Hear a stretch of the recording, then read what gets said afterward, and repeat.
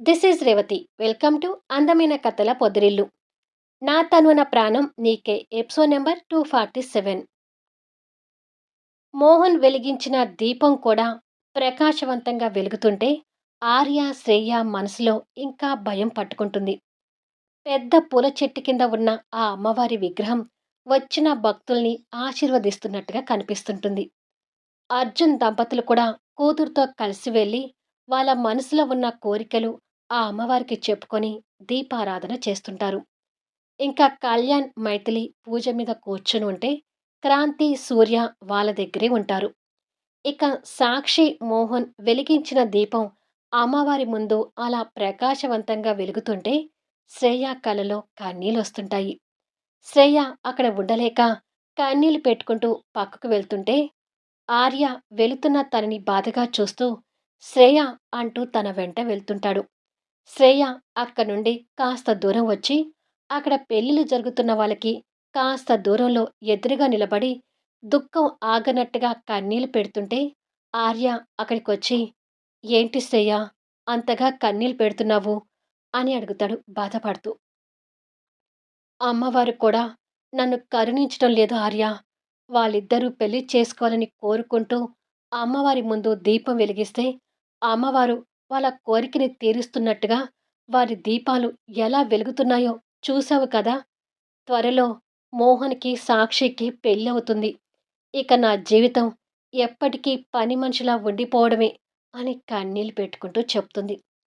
ఆర్యకి శ్రేయ మీద బాధ, సాక్షి, మోహన్ మీద కోపం వస్తూ కాస్త దూరంలో అమ్మవారి దగ్గర ఉన్న వాళ్ళని చూస్తాడు. అమ్మవారి ముందు వాళ్ళిద్దరూ ఏదో నవ్వుతూ మాట్లాడుకోవడం కనిపిస్తుంటుంది. ఎదురుగా పెళ్లి మంత్రాలు వినిపిస్తూ జంటలకి పెళ్లిళ్ళు కావడం చూస్తుంటాడు. పెళ్లిళ్ళు జరుపుతున్న పంతులు గారు పెళ్లి మంత్రాలు చదువుతూనే తెల్లని దారాన్ని మడతలుగా ఇంత మందాన తీసుకొని దానికి పసుపు రాసి ఆ దారానికి పసుపు కొమ్ము కట్టి ఆ తాళిని పసుపు, కుంకుమ, పూలు ఉన్న తాంబూలంలో పెట్టి పూజ చేయించి పెళ్ళికొడుకుల చేతికిచ్చి, మేము తాళి కట్టమనేటప్పుడు అమ్మాయి మెడలో ఈ పవిత్రమైన తాళి కట్టండి అని చెప్తారు. సరే అంటారు పెళ్ళికొడుకులు. ఆర్య అదంతా మైండ్‌కి ఎక్కించుకున్నాడు. మరో పక్క శ్రేయ కంట్లో కన్నీళ్లు కనపడుతుంటాయి. ఇంకొక పక్క సాక్షి, మోహన్ అమ్మవారిని భక్తితో చూస్తూ మాట్లాడుకోవడం కనిపిస్తుంటుంది. ఓసారి అమ్మవారిని చూసి ఆ చుట్టుపక్కల చూస్తూ ఉండగా ఆ దగ్గరలోనే పూజా సామాగ్రి షాప్ కనిపిస్తుంటుంది. క్షణంలో ఆవేశంతో నిర్ణయం తీసుకొని ఆ షాపు దగ్గరికి వెళ్ళాడు ఆర్య. ఆ షాపులో ఆవిడ పూజా సామాగ్రితో పాటు పూలమాలలు కూడా కడుతుంటుంది. అమ్మా, నాకు కొంచెం ఆ తెల్లని దారం ఇస్తావా అని అడుగుతాడు. ఇస్తాను బాబూ, కానీ ఇక్కడ ఏదీ కూడా ఉచితంగా తీసుకోకూడదు. తప్పుగా అనుకోవద్దు. నీకు దారం ఎందుకు అవసరం అవుతుందో తెలీదు కానీ రూపాయి ఇచ్చి తీసుకో అని అంటుంది ఆవిడ. నాకు దారం ఒక్కటే కాదు, చిటికెడు పసుపు, ఒక పసుపు కొమ్ము కూడా కావాలి. వాటికి ఎంత ఇవ్వను అని అడుగుతాడు. అయితే పసుపుకి రూపాయి, పసుపు కొమ్ముకి మరొక రూపాయి, దారానికి రూపాయి, మొత్తం రూ. 3 ఇవ్వండి అని అంటుంది. సరే అని చెప్పి రూ. 3 బిళ్ళలు ఆమె చేతికిచ్చాడు. దారం ఎంత కావాలంటే అంత తీసుకో బాబూ అని చెప్పి ఆవిడ కాటన్ దారపు రీలు ఇచ్చింది. ఆర్య కావాల్సినంత దారం తీసుకొని దానిని మడతలుగా చేర్చి కాస్త మందాన పేర్చి పెట్టుకున్నాడు. తనిచ్చిన పసుపు పొట్లం, పసుపు కొమ్ము కూడా తీసుకొని పక్కకు వెళ్ళాడు. అక్కడ నీల కుళాయి ఉంటే పసుపుని తడిపి దారానికి మొత్తం పచ్చగా పూశాడు. తర్వాత పెళ్ళిళ్ళు జరుపుతున్న పంతులు గారు దారానికి పసుపు కొమ్ము కట్టినట్టుగా ఆ దారానికి ఆర్య కూడా పసుపు కొమ్ము కట్టాడు. మొత్తం మీద రూ. 3తో తాళిని సంపాదించుకున్నాడు. పసుపు కొమ్ము కట్టిన ఆ తాళిని చూసి అమ్మవారికి ఎదురుగా ఉన్న సాక్షిని చూస్తుంటాడు. మోహన్ అక్కడి నుండి వాళ్ళకి కాస్త దూరంలో ఉన్న కళ్యాణ్ వాళ్ళ దగ్గరికి వెళ్తే సాక్షి మాత్రం అమ్మవారికి నమస్కరిస్తూ కళ్ళు మూసుకుని నిలబడి ఉంటుంది. ఆర్య కోపంగా తనని చూస్తూ, నా స్నేహితురాలి జీవితానికి అడ్డుగా వస్తున్నందుకు నీ జీవితం నాశనం చేయాలని చూస్తున్నాను. ఈ రోజుతో నీ పని అయిపోయిందిలే అని అనుకొని తాళి పట్టుకుంటూ తన దగ్గరికి వస్తుంటే, ఎవరో అనుకోకుండా ఒక వ్యక్తి ఆర్యకొచ్చి తగులుతాడు. దాంతో చేతిలో ఉన్న తాళి అక్కడ పెళ్లిలో జరుగుతున్న తాంబూలంలోకి వెళ్ళి పడుతుంది. ఆ తాంబూలంలో అమ్మవారి దగ్గర పూజ చేయించిన పూలు, పసుపు, కుంకుమ ఉంటాయి. అలా ఆ తాళికి పసుపు, కుంకుమ, పూలు అంటుకొని తాళికి పవిత్రమైన పూజ జరుగుతుంది. తాళి అక్కడ పడటం ఆర్య చూస్తుంటే, ఆర్యని ఢీకొనతను, "అయ్యో! చూసుకోలేదు బాబూ, క్షమించండి" అని మంచితనంగా చెప్తాడు. "పర్వాలేదులెండి" అని ఆర్య కూడా మంచితనంగా చెప్పి తప్పుకొని తాళి పడిన తాంబూలం దగ్గరికి వెళ్తాడు. కాబోయే దంపతులతో పూజలు జరిపిస్తున్న పంతులు గారు మంత్రాలు వింటూ ఆ తాళిని చేతిలోకి తీసుకున్నాడు. ఇప్పుడు అమ్మవారి దగ్గర పూజలందుకున్న ఆ తాళి పరిపూర్ణ తాళిగా మారి ఆర్య చేతులకి చేరింది. ఆ తాళిని చేత పట్టుకొని కళ్ళు మూసుకొని అమ్మవారిని నమస్కరిస్తున్న సాక్షి దగ్గరికి వెళ్తున్నాడు. సూర్య, క్రాంతి, కళ్యాణ్ వాళ్ళ దగ్గర నుంచి వచ్చి అమ్మవారిని దర్శించుకుంటూ ఉంటే, కళ్యాణ్, మైథిలి పిల్లలతో పూజ మీద కూర్చున్నారు. వారి పూజ దగ్గరే అర్జున్, సంజన, అన్వి కూడా ఉన్నారు. ఇంకొక పక్క మోహన్ కొడుకుని ఎత్తుకొని ఆ పూజను చూస్తుంటే, శ్రేయ నిలబడ్డ చోటే ఉండిపోయి కన్నీళ్లు పెట్టుకుంటూ ఉంటుంది. పూజ ముగించుకొని కళ్యాణ్, మైథిలి లేచి తీర్థ ప్రసాదాలు తీసుకుంటూ ఉంటారు. కళ్ళు మూసుకొని అమ్మవారికి నమస్కరిస్తున్న సాక్షి దగ్గరికి ఆర్య ఒక్క రేంజ్‌లో వస్తుంటే, అప్పటి వరకు పూజ మీద అమ్మవారి దగ్గర ఉన్న అందరి చూపులు ఇప్పుడు ఆర్య మీద పడుతుంటాయి. ఆర్య సాక్షి పక్కగా వెళ్ళి కళ్ళు మూసుకొని నమస్కరిస్తున్న సాక్షిని చూస్తున్నాడు. ఆర్య సాక్షి దగ్గరికి ఎందుకు వెళ్ళాడో అర్థం కానట్టుగా అందరూ మొహమొహాలు చూసుకుంటూ ఉంటే, ఆర్య టక్కున చేతిలో ఉన్న తాళిని సాక్షి మెడలోకి తీసుకువెళ్ళి కడుతున్నాడు. సడన్‌గా జరుగుతున్న ఆ చర్యకి కళ్యాణ్, మైథిలితో సహా అందరూ షాకవుతూ చూస్తుంటే, తన మెడలోకి ఏదో వచ్చి చేరిందన్న ఉద్దేశంతో సాక్షి కళ్ళు తెరిచింది.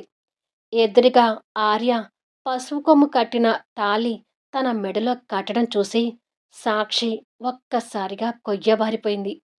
తను ఆ షాక్‌లో ఉండగానే ఆర్య మొదటి ముడి వేయబోతుండగా అక్కడ పెళ్ళిళ్ళు జరుగుతున్న పంతులు గారి నోటి వెంట మాంగల్యం తంతునామి అని వేద మంత్రాలు వినిపిస్తుంటే అమ్మవారి ముందు ఆర్య పరిపూర్ణమైన తాళితో సాక్షి మెడలో 3 ముళ్ళు వేస్తున్నాడు. సాక్షితో సహా అందరూ తేరుకొని చూసేసరికి ఆర్య తాపీగా తన మెడలో 3 ముళ్ళు వేసి తాళి కట్టేశాడు. సాక్షి తన మెడలో వేలాడుతున్న పసుపు కొమ్ము తాళిని చూసి స్టన్ అవుతుంటుంది. ఇక్కడ మాంగల్య ధారణ అయిపోయాక పెళ్లిళ్ళు చేసుకున్న జంటలు తలంబ్రాలు పోసుకుంటూ ఉంటే, ఆర్య, సాక్షిల పెళ్లి అమ్మవారు కూడా ఆశీర్వదించినట్టుగా అక్కడ చెట్టు మీద నుంచి పూలు వాళ్ళ మీద తలంబ్రాలుగా పడుతుంటాయి. ఇలా ఆర్య రూ. 3తో పెళ్లి చేసుకున్నాడు. ఆర్య తన మెడలో తాళి కట్టేసి ఏదో సాధించాను అన్నట్టుగా పొగ్గరుగా ఫీలవుతుంటే, సాక్షి మాత్రం తన మెడలో పడ్డ తాళిని చూసి ఇంకా కొయ్యబారిపోయి నిలబడి ఉంది. అసలు జరిగింది చూసి శ్రేయ, మోహన్‌తో సహా అందరూ షాక్‌లో ఉండిపోయారు.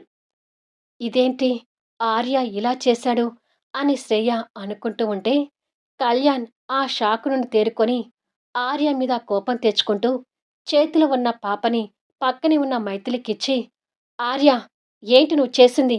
అంటూ కోపంగా వాళ్ళ దగ్గరికొస్తాడు. "ముదిరిపోయిన బెండకాయ అంటూ నన్ను వెక్కిరిస్తున్నారు కదా! ఇప్పుడు నా పెళ్లి అయిపోయింది. ఈ ఈడియట్ గర్ల్‌ని నా పెళ్ళాంగా చేసుకున్నా" అంటాడు తనని కోపంగా చూస్తూ. మరుక్షణమే ఆర్య గోబా ఎర్రని గులాబ్ జామ్ చేశాడు కళ్యాణ్. మండుతున్న చెంప పట్టుకొని, "ఏంటి కళ్యాణ్ అలా కొట్టావు?" అని ఏడుపు మొహంతో అడుగుతాడు. అర్జున్ కూడా కోపంగా ముందుకొచ్చి, "కొట్టడం కాదు, నువ్వు చేసిన పనికి ఉరి తీయాలి. అసలు ఇప్పటికిప్పుడు సాక్షిని పెళ్లి చేసుకోవడానికి నీకు తాళి ఎక్కడి నుంచి వచ్చింది?" అని అడుగుతాడు. దారం రూపాయి, పసుపు రూపాయి, పసుపు కొమ్ము రూపాయి. మొత్తం రూ. 3తో తన మెడలో 3 ముళ్ళు వేశాను అంటూ బుద్ధిగా చెప్తాడు. నోట్: ఈ పెళ్లిని ఆదర్శంగా తీసుకోకండి అని ముందే హెచ్చరించాను. అలా ఎందుకు చెప్పానో అర్థమైంది కదా! దయచేసి కథని కథలాగే చూడండి. నిజ జీవితంలో ఇలాంటి ప్రయోగాలు చేస్తే కొట్టడం కాదు, నిజంగానే చంపేస్తారు. అది విని అర్జున్ కూడా ఇంకో గూబ పగలగొట్టాడు.